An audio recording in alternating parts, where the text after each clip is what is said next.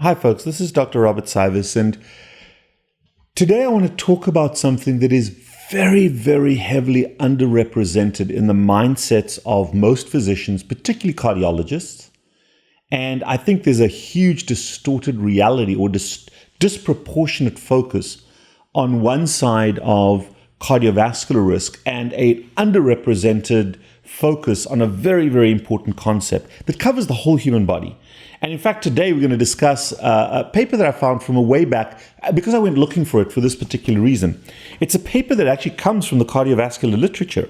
It's published in Contemporary Reviews in Cardiovascular Medicine, and it talks about diabetic cardiovascular autonomic neuropathy. Now, what the hell is that? Well, folks, everybody's concerned, or the majority of people are concerned about having a heart attack, having a stroke.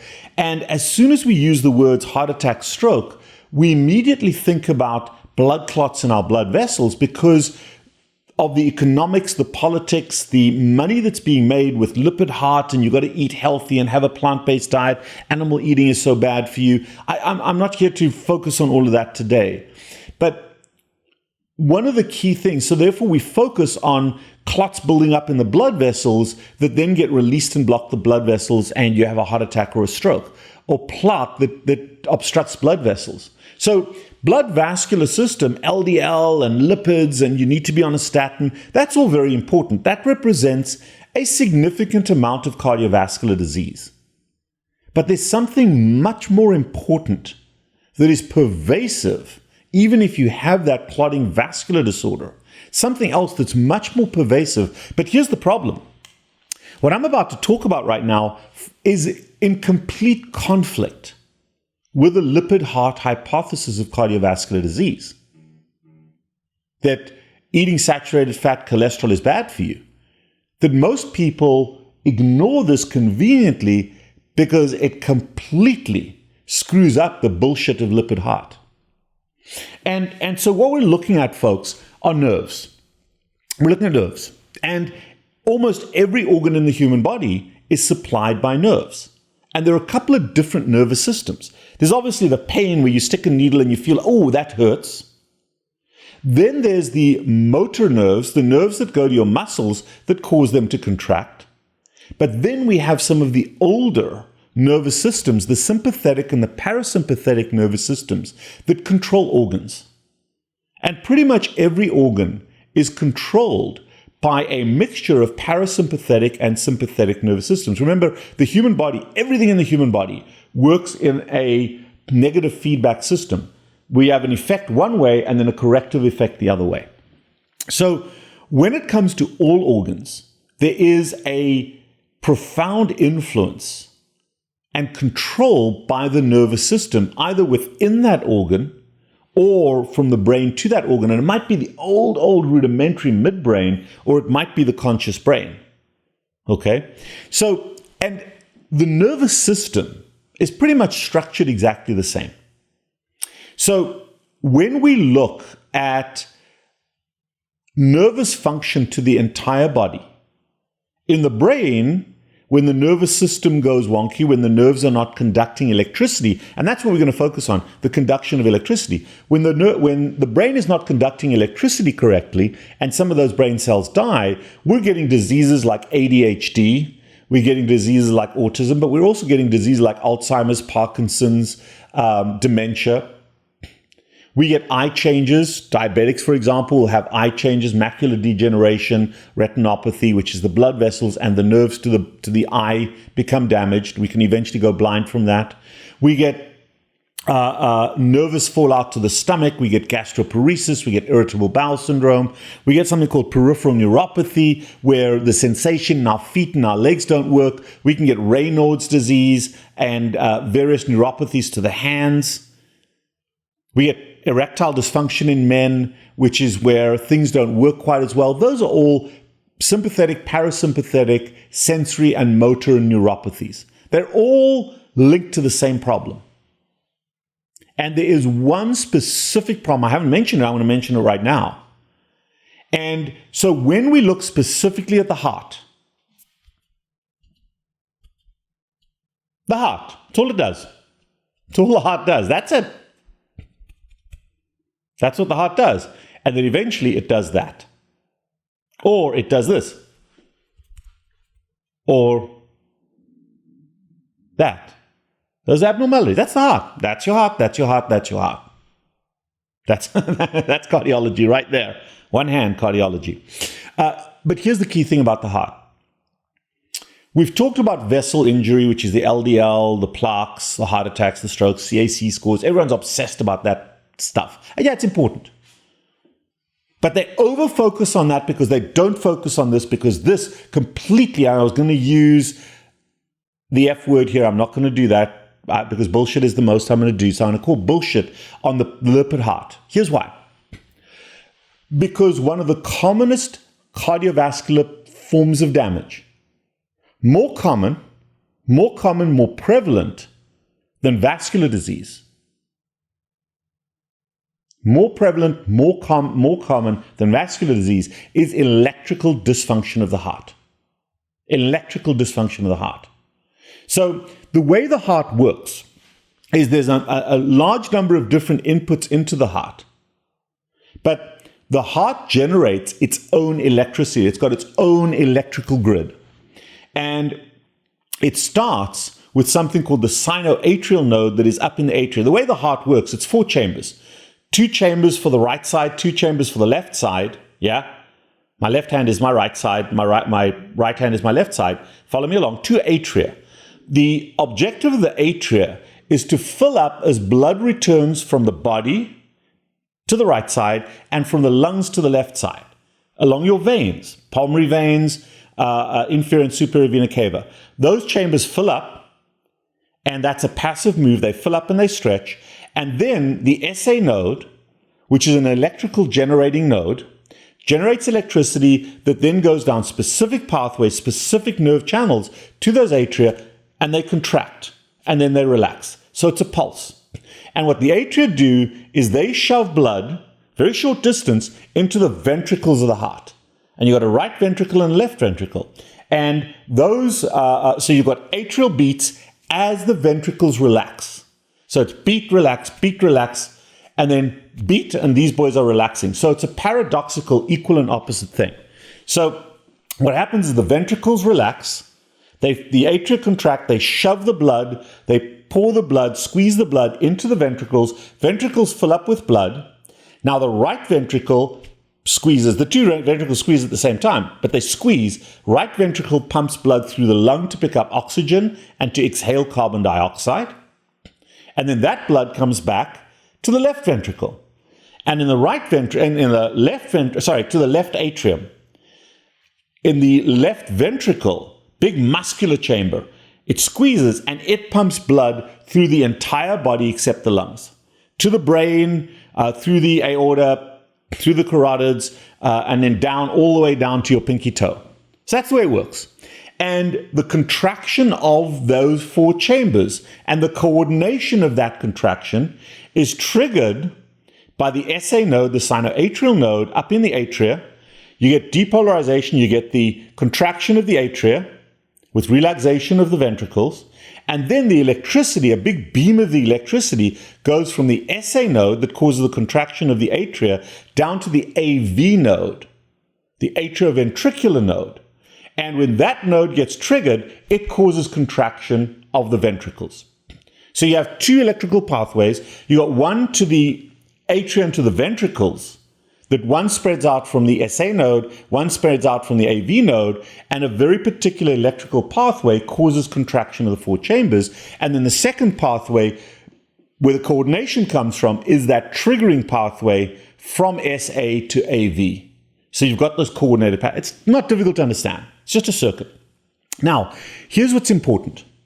In order to conduct electricity effectively along those pathways without spreading out, those nerves have a very defined structure. And this is true for all nerves. Nerves conduct electricity through water. So the axon, the filament, the wire of the nerve, called the axon, is filled with water and energy, and it conducts a pulse of electricity which flows very rapidly through water. The problem is that all the tissue around those nerves is also filled with water, huge amounts of water. So therefore, if you just had an axon, what would happen to some of that electricity? It would go sideways. It would look like a firecracker going off, this burst of electricity going sideways. And we don't want that. We want this laser-focused, rapid rush of electricity down the axon, to the next axon, to the endpoint, to the muscles. That's what we want. So in order to protect the axon from spreading electricity sideways where you don't want it, we have insulation. Like every wire in your house, you have insulation so that when you grab it, the insulation protects you. It's the way it's designed, okay? In the human body, the insulation in the peripheral cell, in the peripheral nerves, is provided by something called a Schwann cell. In the brain, it's the oligodendrocytes and the sarcolemma. Those are big words. If you're into biology, you might have heard them. But what is it essentially? It's all the same. And it's really, really cool. The Schwann cell, the myelin sheath, it's called the myelin sheath, which is this sheath of insulation around the cell, is made of something that does not conduct electricity. Does not conduct electricity. Well, what in the human body does not conduct electricity very well? FAT, fat. Fat. So you've got this beautiful multi-folded membrane that is this thick layer around healthy axons, around healthy nerves, called the myelin sheath, sarcolemma myelin sheath, that is filled with fat. And it allows laser conduction of the electricity without spread sideways. And that myelin sheath is continuously being repaired. So those Schwann cells are living cells that are continuously repairing and replacing and replenishing and healing that fatty myelin sheath. What's interesting, folks, is Schwann cells, for their own energy needs, for their own fuel source, can only use sugar. They can only use glucose. So they have to have glucose to be able to perform their function. Why? Because you don't want them tapping into that fatty layer. So where does the fatty layer come from? The fatty layer comes from saturated fat, from recycled polyunsaturated fat, and from ketones. And in order to have a healthy sarcolemmal membrane, you need adequate substrate of monounsaturated, saturated, and polyunsaturated fat, of medium-chain triglycerides, and of ketones. So the sugar goes to the cell to perform its function as a source of energy. And think of the fat going to the cell, the equivalent of which you'd put oil in your engine. And that is how you preserve and build and keep that fatty membrane nice and fat so that the axons work properly and your heart and all your other nerves work properly.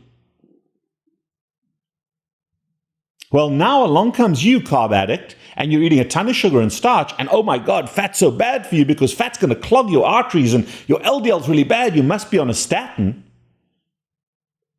So there's a radical reduction of fat in your blood vessels for supply to those membranes, and now you're insulin resistant because you're eating so much carbohydrate, and insulin blocks the ability of your sugar to get into your cells, but that's not true.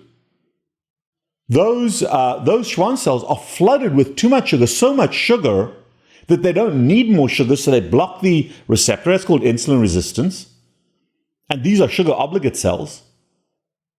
And when they block the entry of sugar because their energy levels are too high, they also radically reduce the entry of large fatty molecules into that membrane. Yes, ketones can get across membranes without receptors. But when that cell is using sugar, it doesn't want the fat, it doesn't produce the ketone. So if you're not in ketosis, if you don't have significant amounts of available non-esterified fatty acids, ketones that are generated in the liver, released from the fat cells, under the influence of glucagon, not insulin, blocked by insulin. If your insulin levels are perpetually up, number one, you don't have entry, or production at least, of that fat. And secondly, you have entry of sugar, but not of fat into those cells. So long story short, all you need to know is that those Schwann cells, those myelin sheaths, cannot be adequately repaired. And slowly those fatty layers thin out. And now you start to see gaps in that insulation. Think about a wire in the hot sun where the insulation fractures. You can touch that and get a shock. Well, in exactly the same way, when that axon is now running down and it doesn't have this adequate myelin sheath because the substrate isn't there to develop it, and the cell is incapable, because it's insulin resistant, of absorbing and producing that fat internally. Now you're getting little gaps, and instead of the electricity flowing downstream, it goes sideways. Okay? So you've got sideways electricity going through pathways it's not supposed to go down. So now in the heart, you've got the SA node firing, and it should go down to the AV node, and it should, in a very coordinated way, go to the atria and cause contraction. But now you've got all these messages firing. Now the atria are doing this. They're firing all over the place. And what do we call that? We call that atrial fibrillation. Atrial fibrillation, not nicely coordinated. And how many people aren't on blood thinners for atrial fibrillation? Because when your atria fibrillate, you can get clots in those atria that can cause problems. But atrial fibrillation is one of the commonest causes of cardiovascular death and cardiovascular damage. But that's an endpoint. Let's walk this back. If the message from the SA node to the AV node isn't being conducted adequately, now you're getting bradycardia, slow heart rate. You might get re-entry cycles. The common one that everybody knows is Wilf-Parkinson-White syndrome, WPW, which is an abnormal re-entry circuit. Because all of those muscles have the ability to conduct electricity. And if the coordination isn't there because you've lost your myelin sheath, you get all kinds of rhythm abnormalities. You get PVCs, you get premature beats, you get delayed beats, you get long gaps. The heart doesn't function properly. And under those conditions, if the heart isn't functioning properly, it's not pumping blood properly. And if your brain and other organs don't get adequate blood, that's problematic. That's called ischemia. And if the heart doesn't get adequate blood, that can cause a heart attack. But it causes damage and affects blood flow, affects the entire body's functioning. Now you got fatigue, I'm tired. And one of the contributors to fatigue is abnormal rhythms of the heart. So when we look at this paper, folks, there are multiple causes of what we call heart rate variability. Heart rate variability. Some of that is physiologic. When you go for a run, you want your heart to beat faster, and you slow down, you don't. That is demand-driven contraction of the heart. My body needs more oxygen. My body needs more nutrients. I want my heart to beat faster. But if I'm just hanging out and my heart is beating fast, I don't need that. Or if my heart is beating too slow, or when I stand up, my whole vascular system collapses and I get orthostatic hypotension because my nerves aren't tight enough to keep those muscles functioning, that's a problem. Folks, in 15 studies that use different endpoints for the prevalence of what we call cardiovascular autonomic neuropathy, this type of nerve damage to your nerves, it was present in up to, depending on the study, up to 90%. 90% of people with insulin resistance and type 2 diabetes had clinical evidence of cardiovascular autonomic neuropathy, damage to the heart. And that may be seen as a resting high heart rate. You know, if you talk to someone who's been carnivore for a long time, myself, except right now because I'm animated, my resting heart rate is in the low 50s. That's normal. 72 is probably a variable tachycardia. And certainly if your resting heart rate is higher than that, that's problematic. So just that high heart rate, exercise intolerance, the inability for your heart to pump blood properly when you're exercising, that is a factor. Cardiac instability when you're having surgery, when you're being stressed, and everybody that has a stress test, you see these abnormalities in the heart, and it can be measured as resting heart rate variability, either acutely or by wearing a 24-hour Holter monitor, which is probably better. That hypotension when you stand up, tachycardia, bradycardia symptoms, silent heart attacks,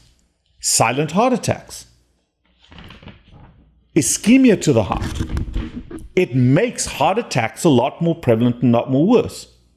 Features of a heart attack in patients who have autonomic neuropathy, they can be silent, they can present just as an increased cough, as nausea and vomiting, as dyspnea, where you can't breathe, you're short of breath, tiredness, and EKG changes. You don't even know you've had a heart attack. It doesn't necessarily mean that you're having chest pain.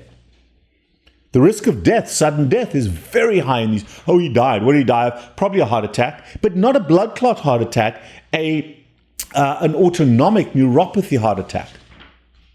So the nerves to the heart and understanding damage to the nerves to the heart is essential in the management of cardiovascular disease. But here's the conflict of interest that cardiologists have.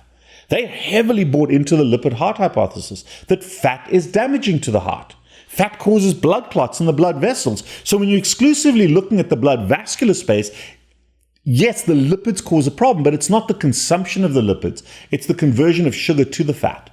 But if you're insulin resistant, that results in the plaque. We know that. But how the hell do the cardiologists explain the thinning of the myelin sheath that causes autonomic neuropathy? How do the cardiologists explain arrhythmias, heart rate variability? How do they explain? Oh, it's genetic. Oh, it's genetic. Oh, BS. They're incapable of acknowledging or even understanding a paper that was published in their own darn journal speaking to the problem. Why? Because it doesn't fit their lipid heart theory. It doesn't fit their lipid heart theory. And more than clotting diseases, cardiologists more often treat hypertension and arrhythmias. So the dominant part of their work is treating arrhythmias, not thrombus and clotting issues. They love to throw statins at everybody. But their cognitive dissonance does not allow them to understand the relationship of autonomic neuropathy and arrhythmias and hypertension as it relates to carbohydrates, because it doesn't fit their stupid, outdated, erroneous bullshit theory that fat is killing us. It is the lack of fat in our diet and the abundance of sugar that is killing us. Try having this conversation with your cardiologist. They will blow you out the water. Try telling any religious person that their religion is wrong. Try telling a smoker that it's bad for them. You'll have the same success with your cardiologist. But folks, this is biology, this is fact. Published and then ignored in their own journals. But if you understand it, and you have insulin resistance or diabetes, and you're one of that 90% of people who have insulin resistant related nerve damage, you can correct it. Not like this, not like that, over years. But it is stabilizable and correctable by getting into ketosis, by consuming adequate 3 and 6 omega fatty acids in the right ratio, and having adequate cholesterol. Guess what statins do? They make that problem worse. So the very drug that they're giving you with the belief that it's going to help you with your clotting, your plaque, and the lipids in your bloodstream that are so bad for you is making your autonomic neuropathy worse.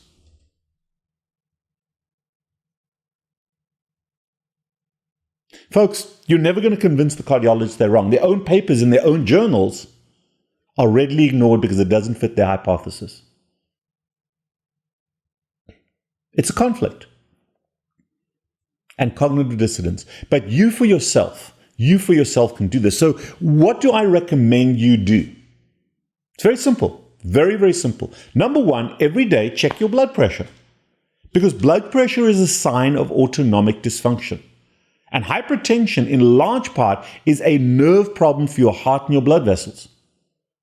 Yes, salt and other things contribute, but the biggest issue is chronic nerve damage. We've just described it.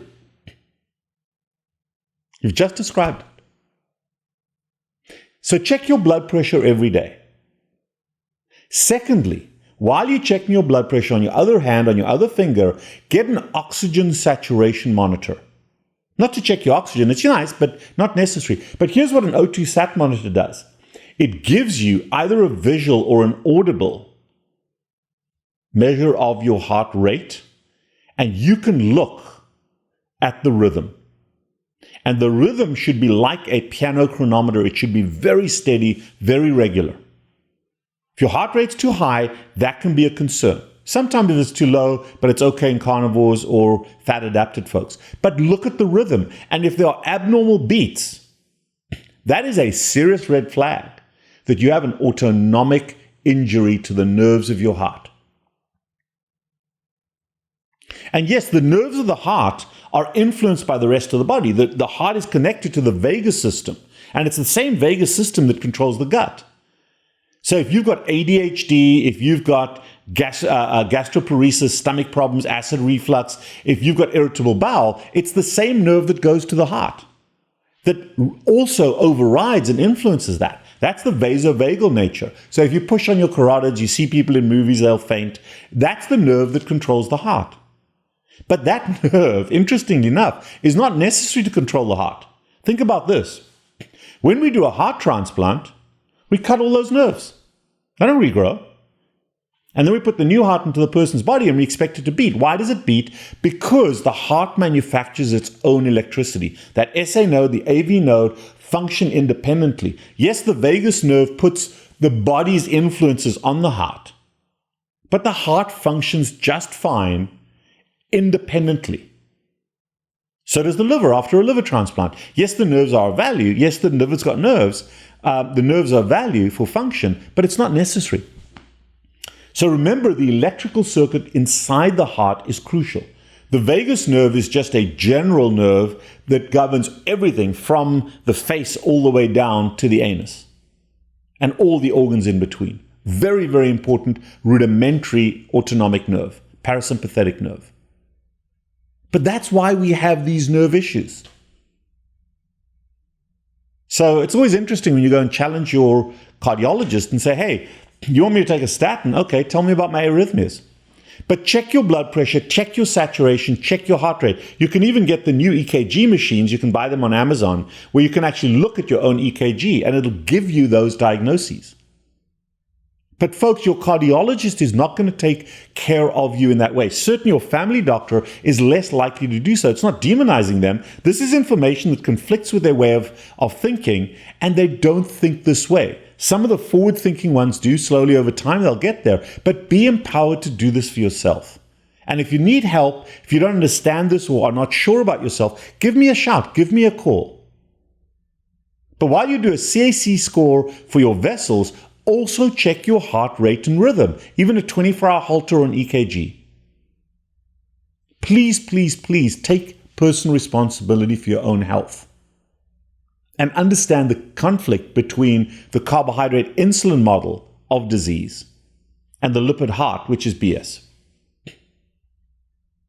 I am the Carb Addiction Doc. If you want to get hold of me for a visit or a consult, text us, WhatsApp us, 561-517-0642, and we'll set up a visit. I am heavily booked, but we will get you in. Leave a comment, please.